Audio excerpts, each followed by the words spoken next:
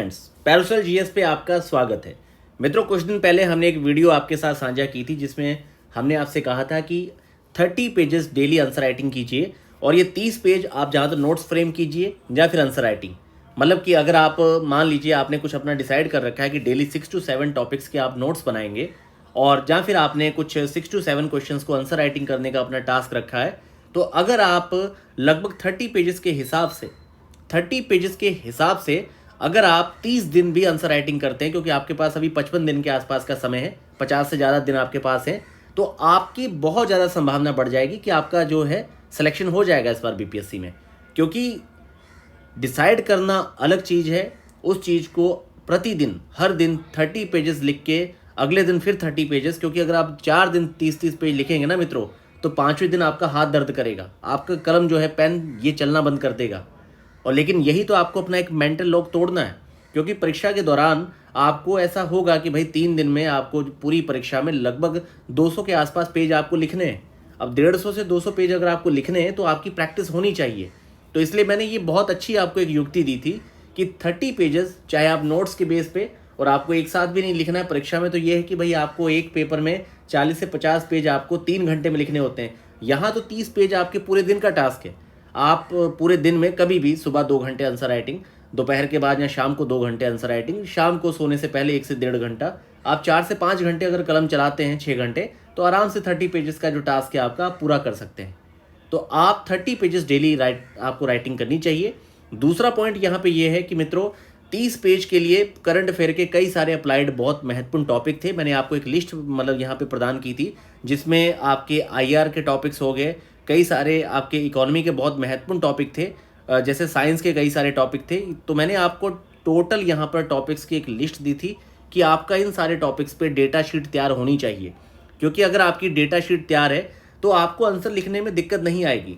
दूसरी बात है कि आप सीधे 5-5, 7-7 पेज के आंसर्स का मतलब पूरा प्रारूप बना के सेम भाषा को रटने का प्रयास मत करिए।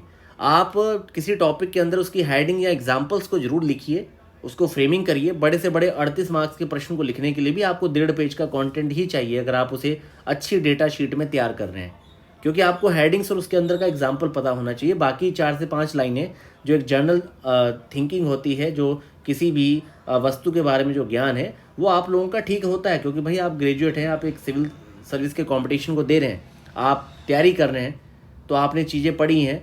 तो इसीलिए मैं आपसे कहूँगा कि आप अपने नोट्स को बहुत ऐसा भी ना हो कि आप जैसे आर्ट एंड कल्चर में तो समझ में आता है, क्योंकि आपने बहुत सारे डायग्राम बनाने होते हैं, मैप्स बनाने होते हैं, तो उसी में आपके लगभग प्रत्येक टॉपिक पे 1.5 से 2 पेज चले जाते हैं। लेकिन ज़्यादातर आप मैक्सिमम दोनों साइड मिला के एक पन्ने से ज़्यादा नोट्स मत बनाइए किसी टॉपिक पे।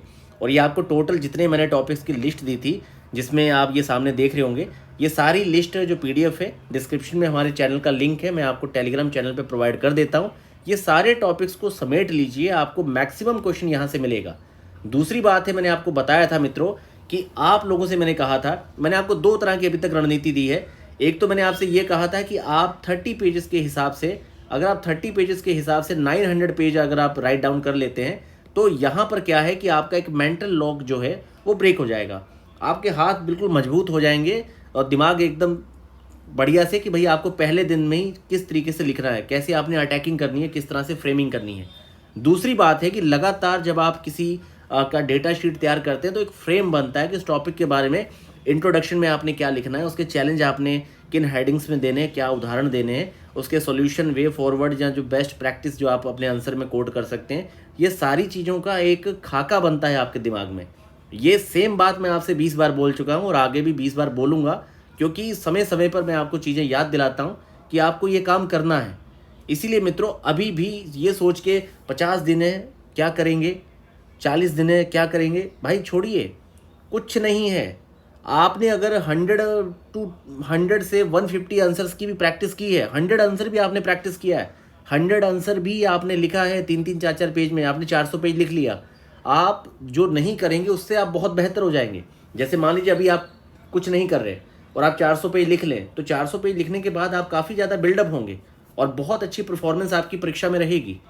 तो मैं आपसे कहना चाहूँगा कि आप लोग पूरी ईमानदारी के साथ अपने जो 30 पेजेस वाली मैंने आपको इंसेंटिव बताई थी, और एक मैंने आपको और बड़ी अच्छी चीज़ बताई थी मेंस के बारे में कि आप लोग 67 हो गया आपका, 68 हो गया, 69 हो गया, इसके जो मेंस के आपके पेपर हैं, ये जो 6 पेपर हैं आपके मेंस के और यहाँ पर आपका निबंध का पेपर है, तो आप इन पेपर्स को फिर से लिखिए। आप मतलब पूरा पढ़ लीजिए टॉपिक्स को, फिर बिना देखे पूरा आप लिखिए उसको, 3-3 4-4 घंटे आप अपने पूरी प्रैक्टिस करिए।